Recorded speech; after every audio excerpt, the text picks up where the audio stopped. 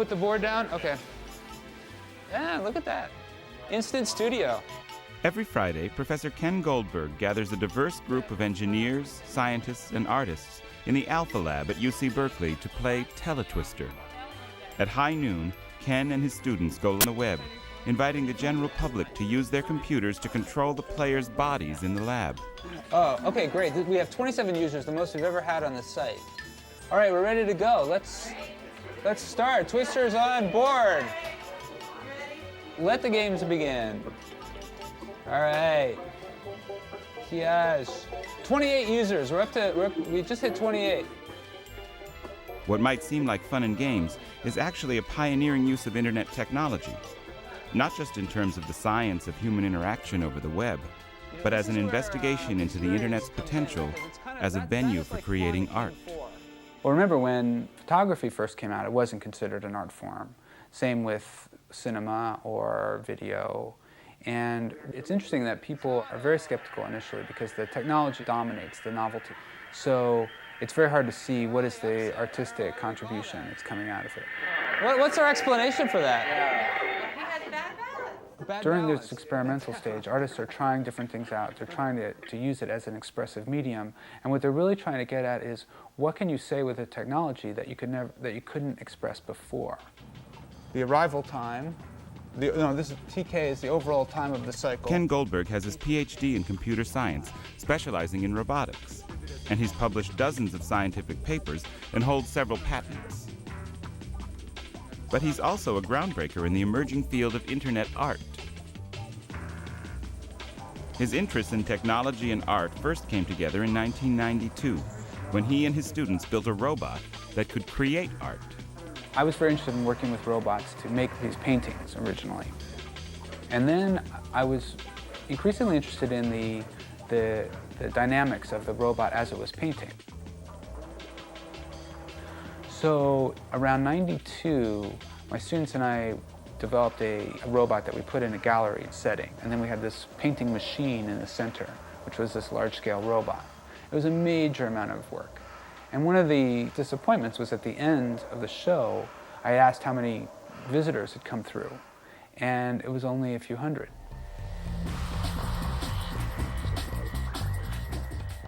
Ken was looking for a way to interact with a larger audience, and in the early 1990s, the growing use of the internet made that possible.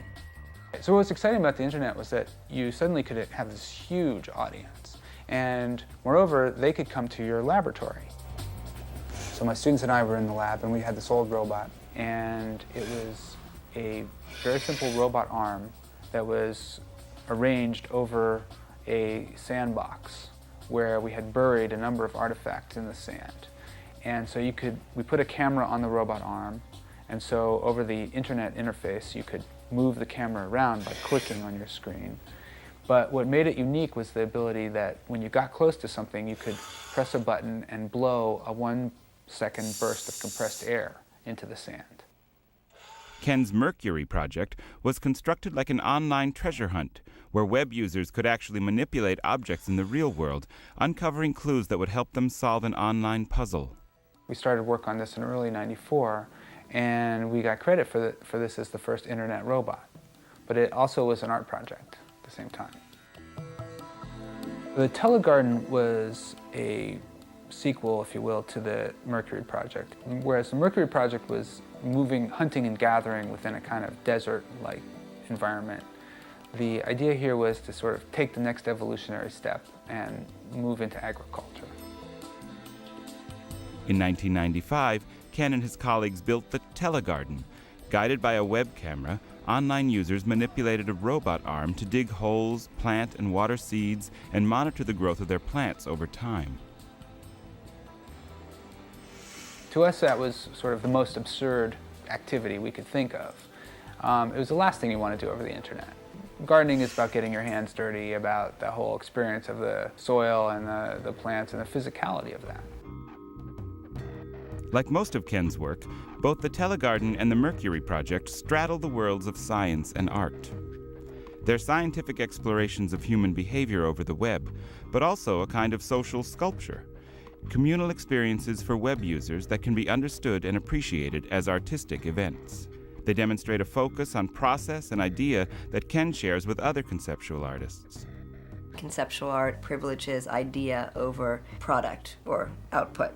So the essential aspect of the work is the idea behind creating it, and how it physically manifests itself is not unessential but secondary to the genesis of the idea. Ken is doing something very specific, which is working with robotics, and all of his work is having different users interact with a telerobotic presence over the internet. One of the things that we were interested in with the telegarden was the social phenomenon of the interaction of people on the net. And they would interact through this physical, organic space, this garden. But we were particularly interested in how they would negotiate between each other. And so we set the conditions in such a way that there was no prohibition against planting on top of somebody's plant or overwatering, doing something malicious. Because in order to see if you have interesting behavior, you have to give the opportunity for misbehavior. One of the things that Ken is doing is asking questions about human behavior and how do people act when they think other people are watching, and how do they act when they think that they're on their own. And that calling into question some of those social behaviors is, I think, one of the essences that does help define this work as art.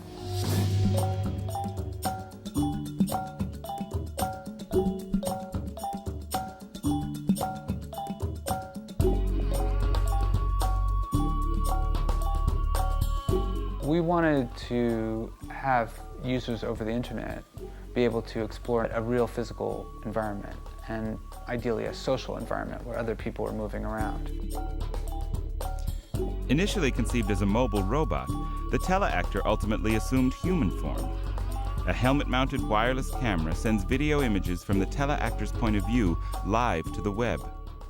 People would essentially click on images of the environment to indicate what direction they wanted the tele-actor to explore. People got confused online. They didn't know what the environment was. They didn't have much of a basis for choosing direction. So there was a lot of chaos in that kind of interaction.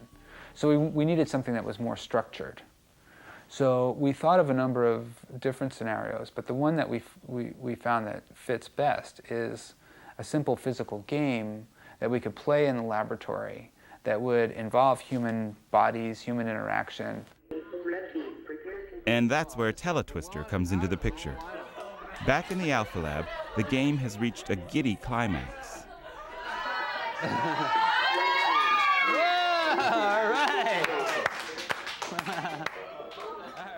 Tele-twister players log in and are automatically assigned to either the red or blue team.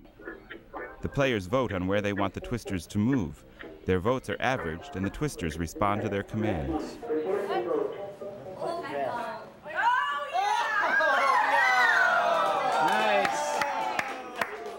The solid science behind this playful exercise gives Ken and his students an opportunity to study the behavior of web users as they work together collectively. Good. Look at that nice cluster. It also enables a potentially vast audience of web users to participate in a communal art experience.